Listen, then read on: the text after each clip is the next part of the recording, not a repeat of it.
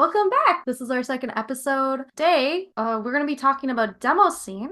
And Yep. Demoscene, for a brief introduction, and the most simplest form, is an international computer art subculture focused on producing demos. And Paul is going to be leading this discussion today, so we're going to be hopefully diving into the topic and showcasing some things we've never seen before. This is my first time actually learning about Demoscene, so I'm actually fairly excited to learn about it. I want to talk about Demoscene in some context. What do you know about organization called UNESCO? Are they like the United Nations Art and Heritage Site? Yeah, so like the shortage for United Nations Education, Scientific and Cultural Organization. Basically, it was created after World War II, and goal is to advance various things of the cultural, scientific communication information. Put everything that they call tangible, painting, art, building, various sites, like natural sites, and intangible, which would be things that are less concrete. So, like language, customs, part of the culture at the time in like various places. So, aesthetic and tradition and everything. Generally, the idea about what we want to talk about, right, Hmm. is about the computer graphics in a historical context, right? Last time we were talking about hardware and computers in Canada. Computer graphics as a thing is very ingrained about our culture, right? Like from things like Tron or the effect from the Star Wars or warp in Star Trek since 1960s. We don't really think about that as something that is ingrained in our culture, right? Hmm. I do feel like Canada undersells a lot of how like the tech side of our country, and really, I don't think it's weird how we don't celebrate it. I think there's only really been one or two guys. Dan Lacroix, I think I'm butchering his name, but the creator of Softimage is the only Mm-hmm. guy who's created software, I think, in Canada who's ever been honored with an achievement. So, Why? But what achievement we are talking about? oh, Because Canada. Yeah. like Canadian achievement, not like the international achievement, like scientific Oscar, right? Yeah, well, he won the Order of Canada, which is like the highest Okay. distinction you can get as a Canadian.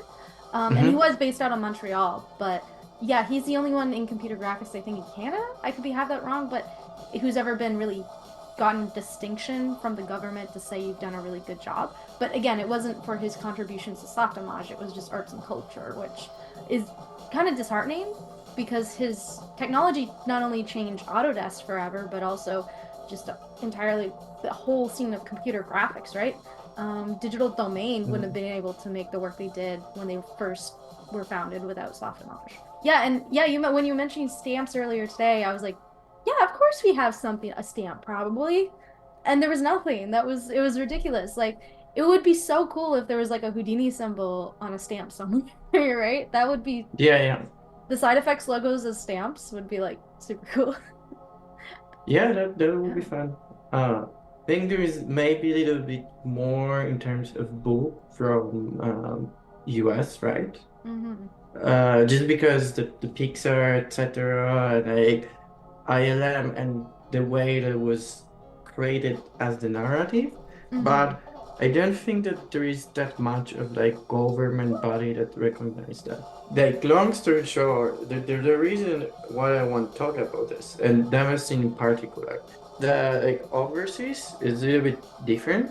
So in 2020, Finnish board, basically one of the body of Finnish education ministry recognize Demoscene as a part of intangible cultural heritage of Finland. Really? The next year it happened in first Germany and after a few months in Poland, and then in 2023 it happened in the Netherlands. So that basically means that and all of the ministries recognize Demoscene part of the UNESCO body. This was very important for the reason of being first of the digital technologies that was recognized as the part of the cultural heritage of humanity.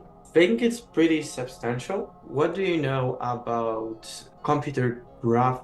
So when you think about computer graphics, and when you think about Europe, do you have like any particular things that come to your mind? Not really. I'm at like I was kind of like a demo scene. I was kind of picturing like one of those those indie game groups like that do 24-hour like game binges to produce something. That's what how I was imagining demo scene. Do you have like any connection to the Europe? Not really. In terms of computer graphics, computer software in general, like, I don't know if there's a I haven't heard of any of it being in computer graphics on the North American side. I don't know why well, it would be here, but it you know seems about one thing. Mhm. Like, well, no, you know one company that's connected to Demoscene that is from Europe. One would be Algorithmic, which is not connected to Demoscene as far as I know, which creates Substance, right? It's from Oh France. yeah, yeah. I heard The about them. other one, it's Foundry, which was based in UK. Uh, Well, I think it's still technically based in UK, but it got bought by like Hmm. from the raster software, like Adobe. In Europe, a lot of the companies that you will do graphics, VFX studios in London, in UK, right? Would be like game studios or things like that. And like general technology that will be connected to graphics would be more real time. Lead me to talk about Demoscene because if we go to the core of what are demos, right? There Hmm. will be like short audio visual program. There is also a lot of audio part connected to Demoscene. I want to make it possibly concise, and I don't think that we want to cover all of Demoscene because it is huge. One of the great thing of Demoscene, outside of that those communities push for making this part of the cultural heritage and be officially recognized by the government body, is that they document pretty much everything, Oh, which means that rather than problem that you have with a lot of your research, which was there is not that much of the resources and it's hard to find them, here is other way around. that's really fortunate, and it really makes me upset that just North America has not done this at all. Just like it's another level of like disheartening and discrediting of our industry, and I'm just like so devastated by this. Well, yes and Wow. no. Like you still have like a lot of records about the rendering and the history that they just as like the context was different because the demo scene was very grassroots, very disorganized. Like nobody can count how many people was really involved in demo scene because there was no official structure, there was no official body. It was more like in North America, it was more like academics or which is structural organization that is very defined, right? Hmm. Versus here, that was not the case. And I think because that was not the case, actually the communication was more important. How about we dive into it? I'm kind of excited to see where this goes.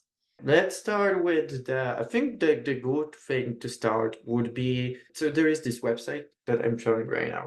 This is a wiki article that is based on the Finnish petition, I think. I don't remember the right English name for it. That was sent to argue why the demos team should be included as the cultural heritage. This is pretty cool document because it dives into various reasons without going that much deep Okay. in of what is Demoscene and in particular in this case what is Demoscene in context of Finland. Going by this document, describe Demoscene as international community focused on creation of real-time presentation that combine the programming tricks and optimization and arts and like graphic design and add the sounds together and create use basically all of everything that we can do with like computers, right? So there is no really that much of the estimation of how many people was involved in general, but will be at least few thousand peoples, right? Maybe it was 40,000 or Oh, maybe more. Maybe it was like 5,000. Nobody knows. Herding cats. The Demoscene like it's still existing. What is really cool is that some of the people that were active from very much start of Demoscene, which was like 1980s, is still active right now. Group of people doing one thing. Demoscene is created consists of like various demo groups. So it's usually a group of few people hmm. and they usually specialize in different things. So you would have like programmers, you would have people that like more to do more of art stuff, Hmm. and you would have people that they could swap call swappers. Basically, people were swapping like diskettes. There was no like internet was not that popular. It was existing at all. Like in Hmm. the 80s, you would have like separated BBS stuff, and then there would be internet, but internet like spread to different country at different point, and usually for a long time was like very academic thing. So the people was just swapping those on demo parties. I just realized that this cat doesn't work in English. It's like floppy disk. That's what I mean. Oh, okay. Yeah, an interesting thing, and the one that is speaking directly about real-time technology is that the demo scene would be connected to game development in a lot of countries, right? Like say Remedy in Finland or Hmm. in Sweden, Techland in Poland, Gorilla Games in Netherlands, Unity game engine is kind of connected to Demoscene as well. In this case, in Finland, was already keeping some records and was interested in keeping records of Demoscene. However, I was saying Demoscene itself was in transit, have like great amount of resources that they wanted to preserve about themselves. So going back, Demoscene competition. So you will have one or multiple organizers that will be doing that. They connect bunch of the computers with the cables, Hmm. and then people would like make the LAN party, which is usually for gaming. And some of the LAN party was connected to Demoscene parties. But here there is a photo from 2006 assembly, which is longest running demo party. It reminds me of some sort of sci-fi reference to something. I can't put my finger on it. I found that one of the main paintings in the Star Wars original series included Habitat 67. Aside of the competitions, there was like the party side, which was more like social gathering. I would say like the biggest one in Finland is Assembly, which especially in the high get thousands of people into it. And right now I think it evolved into like more a digital festival Oh, cool. in Finland in general. The things were different in the 80s and in the 90s, Mhm. like especially in Poland or like Hungary, etc. But I think it was not hard to travel between Finland, Sweden, Germany, and Netherlands. Well, harder than now, but not as hard because there was like internet was in early stages. There was not that much of the occasion to yeah. So Demoscene also created the way of like people to know people from other countries and build those connections.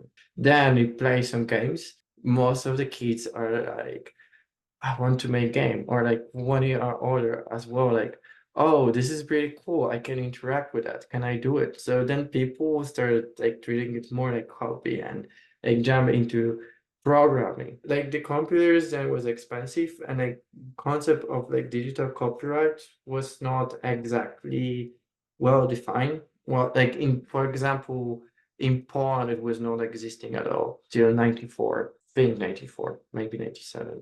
I would need to check. There was no concept of the copyright.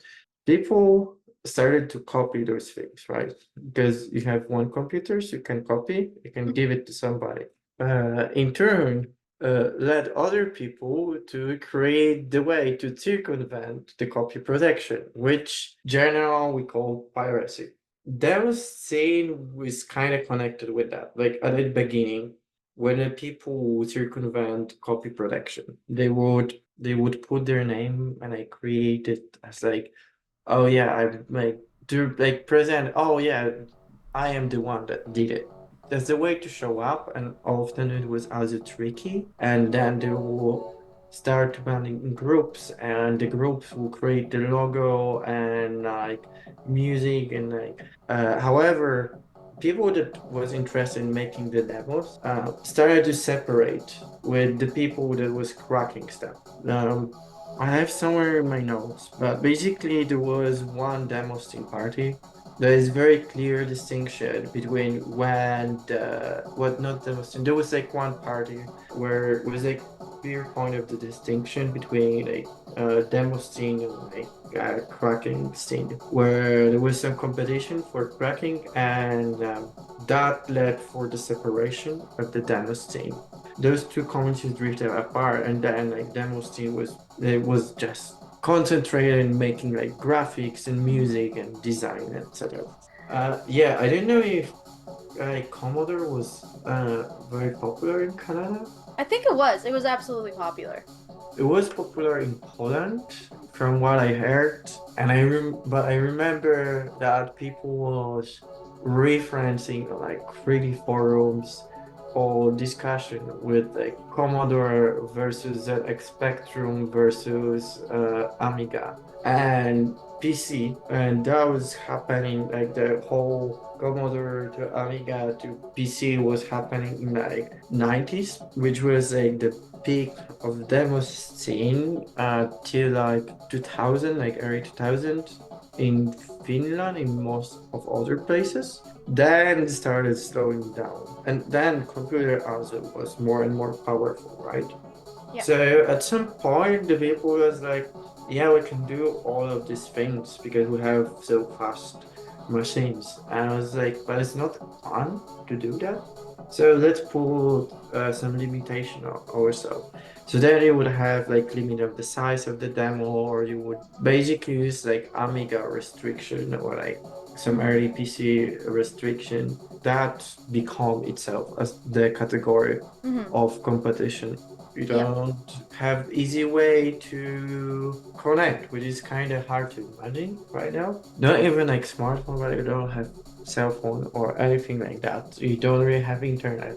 There is a limited amount of where you can get information. So then the people make the way of exchanging information like by physical means. Was it like floppy disks? There were some sort of magazines basically that was on this, and then it would have like compilation stuff like various things from Demoscene, and maybe somebody who's written something but would be not like very journalistic. It would be mostly like people would just like writing things, and maybe things that you would read would be like checked and would be actually good information, or maybe it would be just rumors. Scene was already starting like starting creating a record of its own history in the early 90s, and that process also helped it to define itself.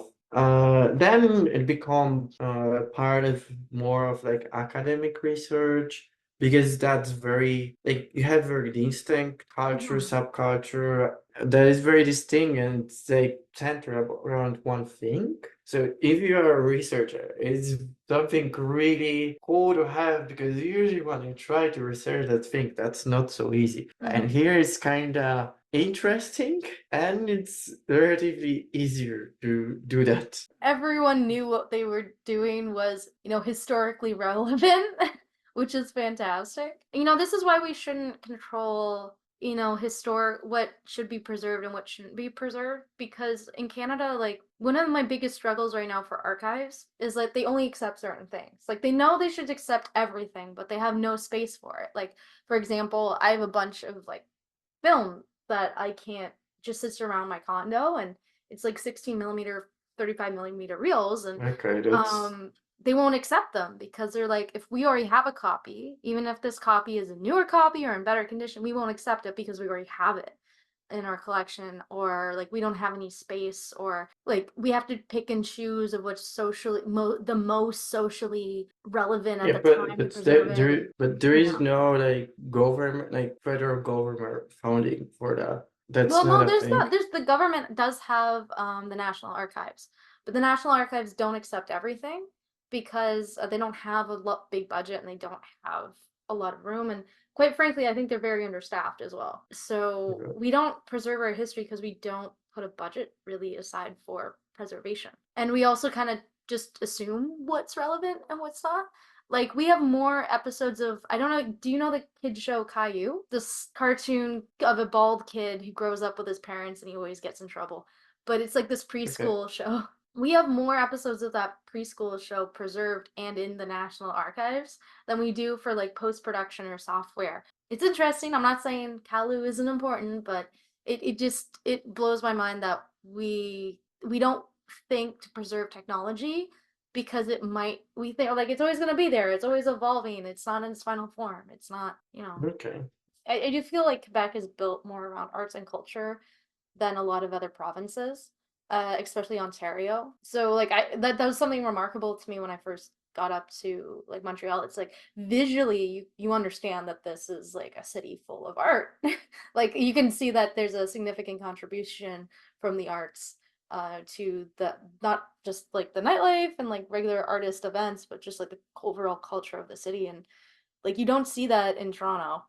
You don't see that in other parts of Ontario. Yeah. I'm surprised with like all the takeovers of like Poland and like Europe, because like Europe was just especially around World War II. Like countries were invading each other, but that again, that's before the advent Yeah. of computers. Which I imagine if World War II had happened after the advent of computers, we would have seen a lot of cultural loss through technology records. I I'm mean, kind of we yeah. already lost a lot of things because they were burned or taken away, particularly in Poland. Like some things we are trying to get back since World War II, because sometimes it's not easy to get things back from Russia. Sometimes there are things that were just lost or destroyed. Without the computer, probably a lot of things would be lost because when you have war, a lot of things is always lost. Yeah. Even now in Ukraine. I do feel inherently like horrified, especially for like the animation studios and post-production studios in the Ukraine, because there's actually several. Like they're probably shut down. They're probably not operating right now. And So some like, of them are operating, some of them not. okay. I know that like some of the game studios are, for example, operating from Poland or like other countries, like or like partially from Ukraine, even like in the west of Ukraine.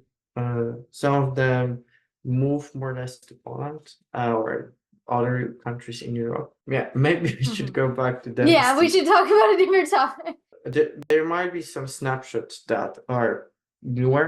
Mhm. This one is from 2016, which was from website made by Thomas Grutzmacher, which is FAQ about Demoscene. Mhm. So yeah, it basically define what is Demoscene. But yeah, it's That's a lot. so yeah, this is also the fun.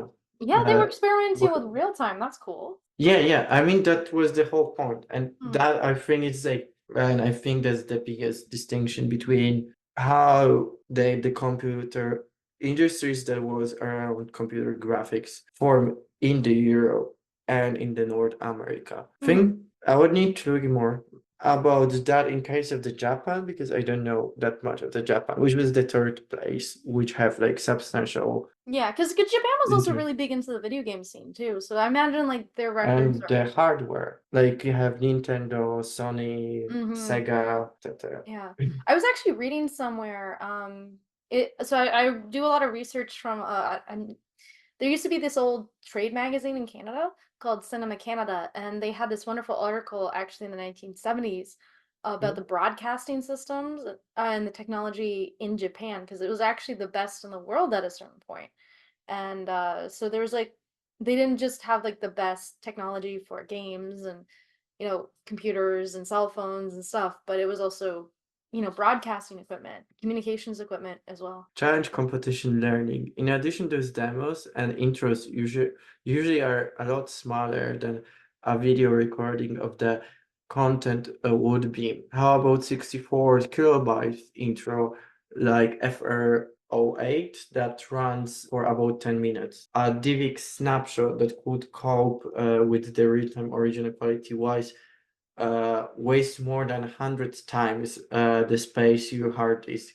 As you can include the hidden parts, provide additional option of or randomize certain aspect of the demo, which is not possible with the cast instant video. That's the other thing that Demoscene, like outside of like computer graphics, that one of the things that a Demoscene push farther are the way for the compressing step. A lot of demo would go with the limitation like 64 bits or 8-bit or whatever. So you have like very small storage space, and that means that you need to compress data. Compressing data would mean that we want to remove redundancy inside of it and basically remove all of the redundancy of data. Then it's not that easy, Hmm. especially when we talk about color data. Is color data, you need to have precision, right? And you don't always want to compress data. Like for example, we don't always do it. In like XR, we don't compress color data really. Color data is pretty much store as it is because we want to optimize for the read speed. And if we don't have to uncompress, we read it faster. When we have depth data in XR, we want to compress it, getting like half of the second, like getting the read smaller a little bit, it cost as less than having like additional gigabyte of the storage. That would mean that I will have to store a lot of data in small place, which make people invent new ways of packing more things into small space. Like storage space is like I think that was the first priority of like many developers. Is like, well, I have ideas, but no resources. So what do I do? I'm Yeah. surprised anything got done back then. There's a supervisor like I talked to who like had a studio in the 80s, and he was like, yeah, when we were rendering the show called Lex in Canada, like Hmm. we would have to just like we had one computer that was just rendering something. If we were building something that was we could it could only do one task. And even then, like we're talking like one task of like load Houdini. It was like one task of like build one NURBS curve and then save. Like do something else, then save. And then rendering just took, render hours. Yeah, I'm surprised like anything got done. It must have been like that's why this is I think so much more impressive, right? Everyone had the same issue, so working together worked out really well. I mean, yes and no. It's you would have different issues on different hardware. Like when was fading away, people was going to that second. But you would have like Commodore, then you would have Amiga, and then you would have PC, right? And all of those architecture are very different. Commodore be most restrictive, and that would mean that you only have like from what I remember, you have only 16 colors, but Hmm. then it's not 16 colors everywhere. It will have like this chunk of the pixel on the screen, right? Yeah. And then in this chunk of the in this group, I think it was called, I don't remember, you could put only two colors. Then you would go to Amiga. And why Amiga was great because it have like separate processor for everything. So you could make sound without taking speed from the graphics Hmm. because graphic processor and the sound processor and the other processor was different. And also Amiga was the first system that have you could both mouse with it, which make easier to make graphics. That was great for like 2D stuff and will make it a lot faster from Commodore 64. And then there was 90s and there was there will be thing that will let you know that it's made with the ray tracing, which is fierce. We always come back to this. Yeah, because when you make ray tracing, you always make this fierce way that Amiga was handling drawing. Basically, you would have like one color, there was one layer, you have other colors, other layer, and the third colors, which was great when you just do layers of color for pixels, but it's not great for ray tracing. So the people have to figure out how to involve it. On the other hand, because PCs were kind of done with architecture, right? Yeah. Like they would have like processor, maybe sound processor later, graphic processor, but there was not very standard for Neumann architecture. But that would mean that if you have processor that is fast enough, so you would they get into late 80s and you would have like four A6 processors that will get fast enough that you would could do like ray tracing on 3D, and then you would have like things that will appear in games like time when we will get like Wolfenstein, Doom, etc. You have still different problem because the problem would be specific to hardware. Like the Demoscene and the things connected to it would be make some effort to introduce people to itself. Like I don't think that will be like particularly easy in the way that we think about getting into graphics, programming whatsoever. Right now, there is more people that know about it. There is more resources, have more means of sharing resources, It's and interesting that they note like they're inviting designers to join them too. It wasn't just a full coding group. well, it started with the coding, but usually when you have coders, some of them have Mm-hmm. abilities to design things, some of them don't. I used to be able to model some stuff myself, and well, I can still do some effects. I don't think I'm great at it, but I can still do some effects, and they look okay. But I completely forget how to model stuff, and I basically rely on like picad and cubes and things like that. I mean, if you ask me to draw, I can't draw anymore. Like I went to school for 3 years, took life drawing classes for all 3 years. I tried to draw a couple years ago. I couldn't even draw a tree. I mean, I think some skills just die. Yeah, but what I mean it's that's pretty natural that you Hmm. have like the people that want to make pretty images but don't have like Yeah, don't have the technical skill. skill. Yeah. Yeah. And then you have people that have the skill how to program things and they want to program to display like pretty things, but they don't know how to make things looks nice. So it's a pretty natural way Hmm. of. We looked through the Finnish Hmm. petition, and this one is from Poland. It's made by like organization that created like that make push for including the Demoscene as on the list of the intangible cultural heritage in Poland. What I find about it, which is particularly nice, it's not that it's from Poland, even though I'm from Poland, but I think this one is more visual. It have more photos, and I probably go just through visual stuff because text is kind of similar, but there is more graphics here, more of the visual aspect that's are not even demos. We will watch demos later. So we have like some photos from like various events here.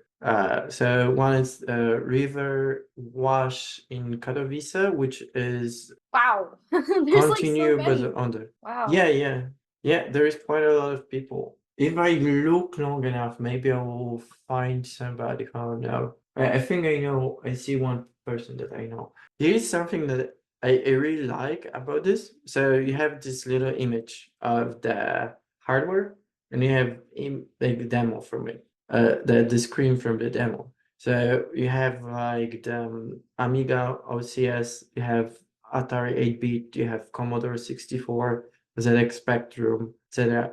I think that that's really neat with like showing of like different hardware example of demos from it, like Hmm. some screens. That will be more specific to Poland, but it's basically 1980s Poland was still under communist government. 1890s there was transformation, so we started to have democratic government, and then there is a bunch of the things connected with transforming from like the socialism market to capitalist market and how that influence and like general shift in the culture that was Mhm. caused by that. Interesting, but that in this case would be like very specific to Poland. Yeah, like look at all those scribbles. Yeah, so you have some ASCII art. This is basic poster. Ah, yeah, I think this is a card for the group for the demo. This as well, I think. There's some. This is a list of the participants. This one is another invitation, but it's not Polish. Well, it's Polish, but it's in English. So basically, one of the things with the Polish Demoscene was that for like in early stages, it was kind of separated from the rest of it. Like there was not that much of the action, which is connected with the language itself. Like different language, there was not as many people that would know English at the time. English as like the first foreign language that you learn was started being popular in Poland when I was in school, I guess. There is joke because Intel Inside used to be Intel marketing slogan, right? Hmm. Yeah. But then you have Intel Outside. So yeah, here more of the photos. I like the Intel logos in the back there. I mean, oh no, it's LG. Uh, It's LG. Yeah. yeah. LG, LG is very like LG was one of the early technology companies that invest in Poland. There is like weird amount of the Korean companies that have like big presence in Poland. Not weird, but like a lot of South Korean companies have big presence. I like the middle picture there where it says real time text and it's just like text. Yeah, yeah. This one. I like this image. Stala is a map of Poland. uh, Let's say it doesn't look great. Well, I mean, it's cool that it's there and people just like subscribe on it, but it's not great. Yeah, if you look at this letter, it say if disk will not come intact, the rage of Lord of Light will reach you. I yeah. think that was a message to the Polish post. Don't steal this, please. No, but not still, but like it's floppy. This one will be early 90s. It will be Mhm. before 94 because it's have all denomination. So we have currency and we reset our currency in 1904. More of the letters, some of them are written Polish. There was one that is in English as well. Some floppy that was sent. So this is a postcard. Some of the things are printed, some of the things are just written, and you have various style of writing. Some of them are better, some of them are worse. Yeah, and you can see like so here you have Racibórz, which is I think it's like 30, 40,000, maybe 50,000 people in the town. It's not big. Oh wow. Turava, I don't even know where is it. Wodava, not really. Opole is like 100 to 100,000. Tuchno is also small. So like you would see the parties will be organized Mhm. all over. It's not like just the biggest cities. You have like various places. Some of them was more like schools, some of them were cultural centers or whatever, or universities. Looking at the newer one, and I'm pretty sure I recognize some people in here. Maybe not a lot of them because like I don't live in Poland since 2018. But yeah, here are some screens from like demos and recordings. So yeah, there was a other thing I don't think I mentioned that before, which was Dismax, which was like kind of like floppy magazines, Yeah. like probably internet magazines that were like connecting people and like allowing them to easier swap the information or learn about what happened where, especially in like before internet. Because of that, it was easier to learn of the things, and I think that also like led to creation of some of the like paper Hmm. computer magazines that like allow people copy things. I don't know how it was like in like Germany or Sweden or Finland or Netherlands, like other countries in Europe. Computer magazines, like because I'm younger than you, like I think when I first started to sense like the value of them and like because they were very useful. I was in school, my schools always had various computer magazines about everything, like how operational stuff to like, how to make hotkeys in the system to make someone's like interface flop upside down. But it's like I feel like a good chunk of historical preservation is now being lost because we don't have like physical hard copies of that anymore, or like. I will need to check that, but I think there should be, like, at least in Poland, there will be at least one copy in the National Library. They should be preserved. I think like National Library is tasked with, and National Archives are tasked with like get everything that you can save and and save it and put it in some category, and Mm. then most likely digitalize that and then put it in some searchable database. So Because Kebab magazine. Why is it called yeah. Kebab? Well, because you have my guess would be I have party, Mm-hmm. they have people, Mm-hmm. then we need to eat something. Oh, yeah, And that's true. kebab just got like very popular in the Europe. Basically, it's kind of popular everywhere in Europe. The companies that we know that are connected with Demoscene, a lot of them are like game companies and some popular framework websites. One of them, and like that it have like most, is Okay. Remedy Entertainment from Finland. They create things such as Alan Wake, Quantum Break. So it's company made like Max Payne's one of most known video games. If you go through like GDC, they use like various technology, but like if you go through like GDC things from Remedy, a lot of the technology made by themselves and other game studio, which I think will have very much the same thing as Guerrilla Games. They made Horizon Zero Dawn and Oh, cool. Horizon, yeah. So they're from Netherlands. They made their own engine, and like if anyone is interested in general tools and tools in the game engine and tools as like how to do tools, there is amazing presentation from Gary Games from GDC about various pipeline tools that they include in their engine. They are like really amazing, and I cannot recommend enough watching them. Another one is company from Poland called Techland. They are responsible for, I think they're most known from Dead Island and Dying Light, games with zombies, basically. Think they still run their own game engine. Oh yeah, the Arcella, the Postal, the game that create game called Postal to mention as well, because Postal was game that was really influential, like for what it was. Another one that will be very important would be Unity, which is fairly new technology that are web-based, which is Okay. shader toy. You probably heard about shader toy. Kind of, in a way, very much carries the spirit Demoscene. So basically, just show shaders. So you have these things where people just Oh, that's so cool. yeah, so you have like shaders here, and yeah, that also connected with the 3D scene, and like it's one of the best way that you can learn various shaders trick, and you can search it. It's a pretty cool thing. And the other thing is Free.js, which is framework for making 3D stuff in with WebGL and JavaScript. Can see that is interacting with what I'm doing.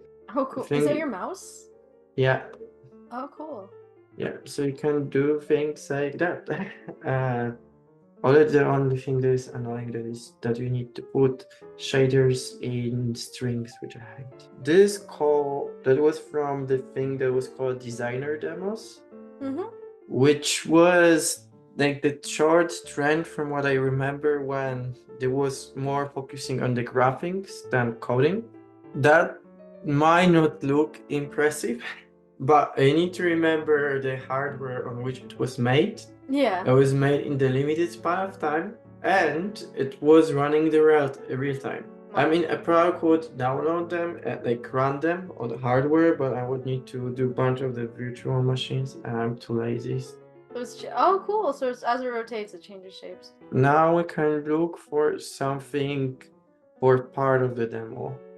made on Commodore 64 to consideration the limitation. So here, real time, and it's only 16 colors that we can display. Looks good for 16 colors. And then you would have things like, so you have drawings, and then you also have music that runs at the same time. Interesting. Okay, so music video stuff. Yeah. Again, 16 colors. Then we have, oh yeah, that's the demo that was actually meant to sell Amiga. So Amiga was created, but one of the guys that left Commodore because they wanted to do some technology. I think it was 64 or 32-bit, I don't remember, or 16-bit computers. Commodore didn't want to do that at the time, and they didn't really have option to do that. So he gathered some investors and money, and then they created Amiga, but they kind of sort of run out of the money because they finished before they finished. So on the TIA in '84, they just showed the demo, like sell it to somebody. And it was very impressive at the time because it had like reactive time and it's bigger. It's okay. It was called Boeing, and you would see why it was Boeing. But it was quite impressive at the time because you have things in the 3D spinning, and you have reactive time, reactive sound, and the quite big resolution as well for that time. Oh yeah, that's one of the first demos for Commodore 64. Oh, cool. So you have just basically this. Well, I'm back. I just couldn't stand it, forcing you to boredom with those wonderful judges demos. Yeah, that was the first effect that I have. So then the demos got longer. Ooh, transition effects.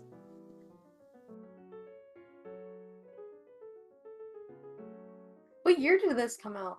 2004. Oh, okay.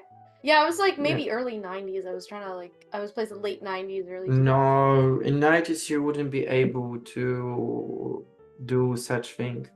The resolution is too high, you have some anti-aliasing, you have textures. Oh, it says 2004 right in front of me.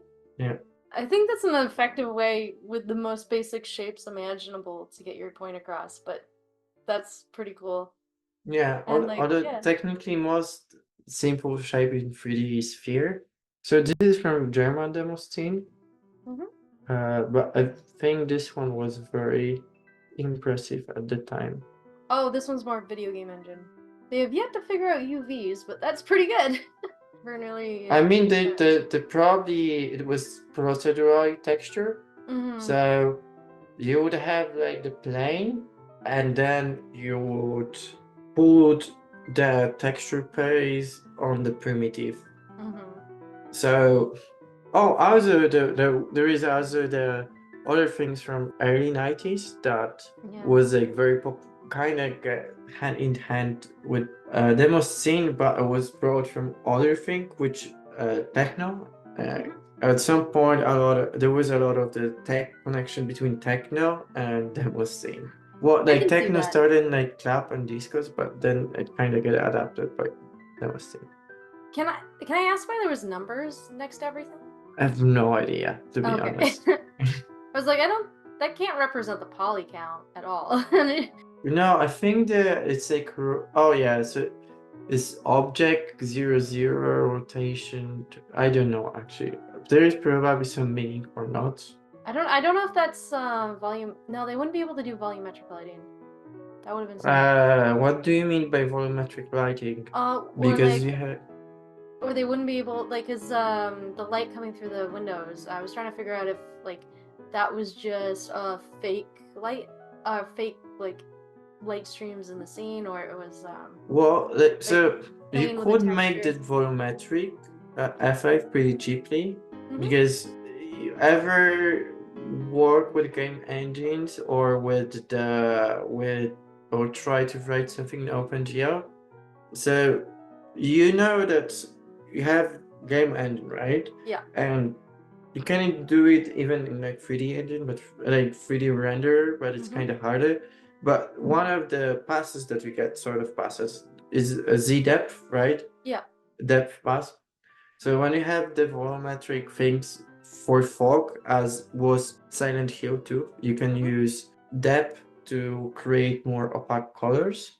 But then the volumetric you can create as a just shape from the polygon that is same that is have alpha, and that looks like that. So it looks like they just create a tube that is transparent, and then at the end they would just do the gradient from, how do you call it, gradient over the length. Yeah. Okay, that makes sense. That makes sense. Yeah, because geometry I would figure is the easiest and cheapest way to do that. This is cool stats. Yeah, I was saying Nice. about the compression. 30,000 to 1. Are these companies? Or I don't know what the Black Lotus is or the party. Or the Obsessed Maniacs. I presume they're either That's developers. yeah. They gotta be So developers. basically, yeah, I guess I forgot to say about that because the people like there is just culture of using nicknames, pseudonyms instead. So this is 4K demo. This is still pretty impressive. I think it's still, well, probably it's low poly because you would had to have the texture that's like reasonably. I think it's all generated procedurally. I presume so. Like a snow texture is pretty easy to make if you have a noise pattern, right? It's like make this section white, make this section black. If they come together, blur it. Let me to. Like it's pretty easy to write something like this as a texture. So I wouldn't surprise me if it was. Yeah, I mean, I don't think it's easy because it's 4 kilobytes. That's not a lot of data. Okay, that complicates. But you have gradient, right? Say I have gradient that you need to still put this gradient into memory, right? If you make gradient by hand, you have several points of data and you need to encode them somehow. And that takes memory. If one point is white and another point is green, you can have another ramp that is animating the final color. Graphic cards change all of the time, right? Yeah. And it used to be that you would save or create 1 pixel or 2 pixel stripe as the texture, and you would put it in the memory on the GPU for run. And then you have gradient that you can use in the shader. But yeah, it's later. I don't know if this one.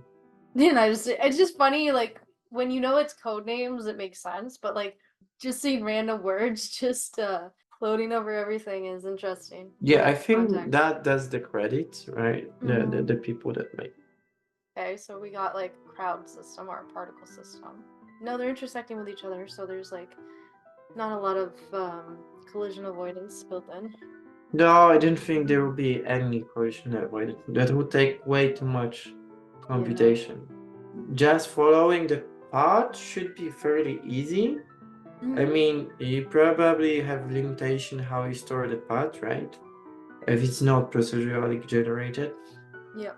But then if you have buildings, depending how you generate buildings, you can use SDF and then you could do some mathematical stuff. I think some of them are directed here. But you can just get the path, right?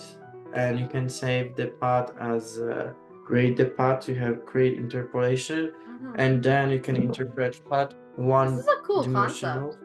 I like this concept. It's really cool.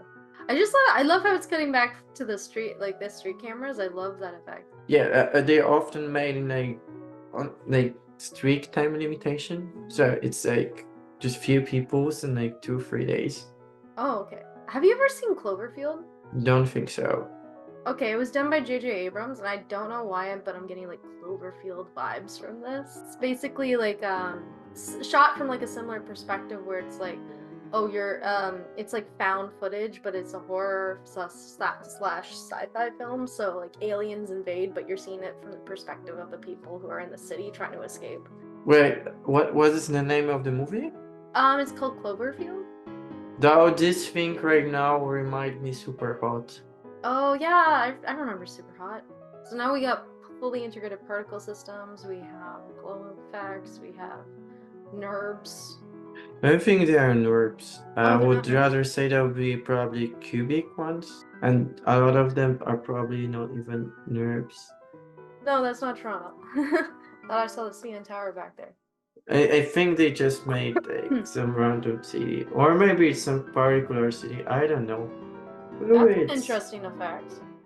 It looks like It's like, it's very cloth and fluid-like. I think it's like vector fields. Oh, okay, that makes sense. So you would have like constant vector field, and then you would put some particles and advect them, and those dots will be also particles, but they will be more constrained. Mm-hmm. And then you would have things that have less constraint. Got some clipping going on, but I'm not judging. There's a little bit of clipping and interesting placement of lines not connecting with the heart, but other than that, it looks interesting. It's very motion graphics feel. Like it's got a very motion graphic feel to it. Well, like motion graphics come from connection between the motion graphics come like this broadcasting 2D, 3D logo things from the Yeah. 80s, 90s, right? Yeah. But as a Demoscene was a lot, like the alien was Demoscene was just displaying logo and the people credits. And I guess like both of them have like pretty big like influence on like motion graphic in like different. So some of the people that was doing demo scenes were also like doing motion graphics for That makes sense. That totally makes advertisements. sense. Because like that's how like Prisms evolved, right? It was through computers. It's like what Omnibus Computer Graphics did. It was just commercials. Because it was like this was expensive back then, and the cheaper it was, or the shorter span of the effect, then that's where the medium could be used, right? And then as a working with limitation, force you to be creative with what you have. I'm noticing volumes in this version, which is cool. No, that could be textures. Even I don't remember using Sprite for volumes. And he started like a few years after me. So there's even more less reason for that. But you can just like in games they're still doing that. You would have like Sprite, yeah, Oh, right, the transparent Sprite, sprites and you put exist. it to the particles. Yeah. Right, I haven't used sprites in years. It's reminding me of a lot of music videos in the 90s. Not 90s, well, Okay, no, sorry.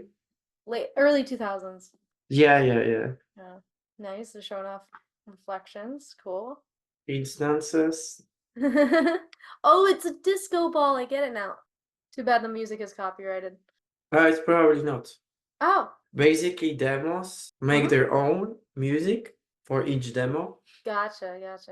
So that's one of the cool things. You can show visuals and you can show the music. It's not copyrighted. As far as I could find it, there was the demo scene was existing in North America, for example, or in other places, South America, Asia, Africa. Like one of those early Commodore demos that was putting was from South Africa, for example. There is no, it was not as popular, even though it technically started in North America because first demos was made on Apple II, I think in the US or in Canada. But then it kind of they didn't take off as much in Europe. There was some people that are in game studios around, like in Montreal or Toronto, that were connected with that. There was some. I wasn't that surprised about that, but in Canada, most popular city for Demoscene was Montreal, apparently.